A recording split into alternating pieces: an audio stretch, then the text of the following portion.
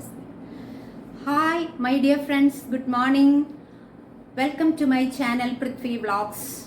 ഇന്നത്തെ ദിവസത്തിന്റെ പ്രത്യേകത എന്താണെന്നറിയാമോ? ഇന്ന് വേൾഡ് ഫാമിലി ഡോക്ടർ ഡേ ആണ്. ഫാമിലി ഡോക്ടറുടെ പ്രസക്തി എന്താണെന്നുള്ളതിനെ കുറിച്ചാണ് ഇന്ന് ഞാൻ നിങ്ങളോട് 2 വാക്ക് സംസാരിക്കാൻ പോകുന്നത്.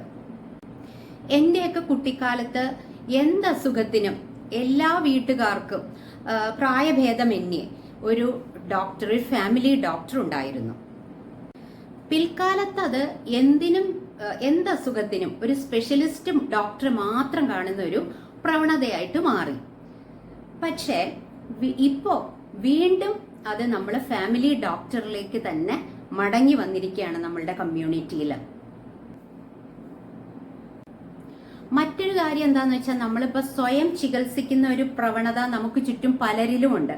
ഇപ്പൊ ഒരു ചെറിയ പനിയോ തലവേദനയോ എന്തെങ്കിലും ചുമയോ അങ്ങനെയൊക്കെ വരുമ്പോ ഉടനെ തന്നെ നമ്മൾ മെഡിക്കൽ ഷോപ്പിൽ പോയിട്ട് എന്തെങ്കിലും ഒരു മരുന്ന്, ചിലപ്പോൾ നമുക്ക് അറിയായിരിക്കും എന്തെങ്കിലും മുമ്പ് ഡോക്ടർ തന്ന മരുന്നോ വല്ലതോ ആയിരിക്കും. പക്ഷെ അന്ന് വന്ന അതേ ഇതുകൊണ്ട് തന്നെയാണ് ഇപ്പോൾ ചുമയോ പനിയോ വന്നതെന്ന് നമുക്കറിയില്ല.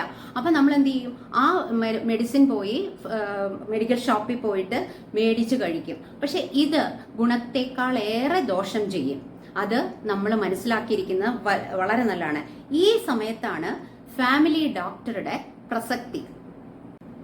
ഇപ്പോൾ പനി ചുമയൊക്കെ വരുമ്പോൾ ഒരു 2 ദിവസത്തിലേക്ക്, ചെറിയ അസുഖമാണെങ്കിലത്തെ കാര്യമാണ് കേട്ടോ ഞാൻ പറയുന്നത്. ചെറിയ എന്തെങ്കിലും പ്രശ്നമാണെങ്കിൽ ഒരു 2 ദിവസമൊക്കെ ചെറിയൊരു പനി വന്നാൽ നമുക്ക് 3-ാമത്തെ ദിവസം നിശ്ചയമായിട്ടും നമ്മൾ ഡോക്ടറെ പോയി കണ്ടിരിക്കണം. അത് നമുക്കൊരു ഫാമിലി ഡോക്ടർ ഉണ്ടെങ്കിൽ വളരെ നല്ലതാണ്. കാരണം നമുക്ക് പെട്ടെന്ന് തന്നെ പോയി കണ്ട് എന്തെങ്കിലും ടെസ്റ്റുകൾ ഉണ്ടെങ്കിൽ അത് ചെയ്ത്, നോർമലാണെങ്കിൽ നമുക്ക് പേടിക്കേണ്ട, മെഡിസിൻ ഒക്കെ കഴിക്കാം. ഈവൺ ഒരു സ്പെഷ്യലിസ്റ്റിനെ കാണേണ്ട കേസ് ആണെങ്കിൽ തീർച്ചയായിട്ടും ആ ഡോക്ടർ നമ്മളെ റെഫർ ചെയ്ത് ലെറ്ററൊക്കെ തന്ന് വിടുകയും ചെയ്യും. ഒരു 30-35 അല്ലെങ്കിൽ 40 വയസ്സ് കഴിഞ്ഞാൽ നമ്മൾ എന്തായാലും ഒരു റെഗുലർ ചെക്കപ്പ്, ഒരു 6 മാസത്തിലൊരിക്കൽ, വേറെ അസുഖമൊന്നും സാധാരണഗതിയിൽ ഇല്ലാത്തവർക്ക് ഒരു റെഗുലർ ചെക്കപ്പ് നടത്തുന്നത് വളരെ നല്ലതാണ്.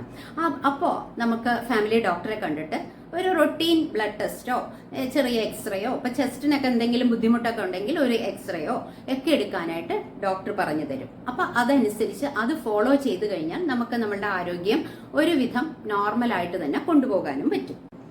ഹെൽത്ത് ഈസ് വെൽത്ത് എന്നാണല്ലോ. അപ്പോൾ എല്ലാവർക്കും ആരോഗ്യകരമായ ഒരു ഭാവി ആശംസിക്കുന്നു. Thank you so much.